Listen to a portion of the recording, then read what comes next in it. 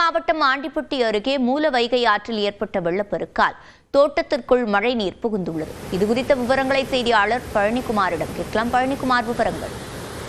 நிச்சயமாக சிவரஞ்சனி, தேனி மாவட்டத்தில் நேற்றைய தினம் இரவு முழுவதும் விடிய விடிய கனமழை கொட்டி தீர்த்தது. குறிப்பாக மேகமலை வனப்பகுதிகளான வெள்ளிமலை, அரசரடி, பொம்முராஜபுரம், வருசநாடு, கடமலைக்குண்டு உள்ளிட்ட சுற்றுவட்டார பகுதிகளில் இரவு முழுவதும் கொட்டி தீர்த்த கனமழை காரணமாக மூல வைகை ஆற்றில் வெள்ளப்பெருக்கு ஏற்பட்டுள்ளது.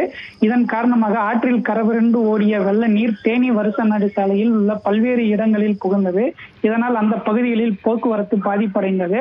சாலையில் தேங்கி இருந்த தண்ணீர் சிறிதளவு வடிய தொடங்கியதும் வாகனங்கள் மெதுவாக செல்ல தொடங்கியது. இருப்பினும் வருசநாடு முதல் கண்டம்னூர் வரையிலான வைகை ஆற்றக்கரையோரம் உள்ள பல்வேறு தோட்டங்களில் தண்ணீர் புகுந்துள்ளது. அதாவது வைகை ஆற்றில் கரைபுரண்டு ஓடிய அந்த வெள்ள நீரானது அருகில் உள்ள கரையை ஒட்டியுள்ள தோட்ட பகுதிகளில் முழுவதும் நிரம்பி காணப்படுகிறது. சிவரஞ்சனி, விவரங்களை வழங்கியமைக்கு நன்றி பழனிக்குமார்.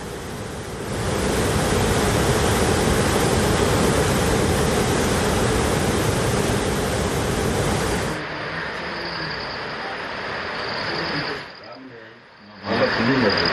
நல்லா பத்தியா போதும்.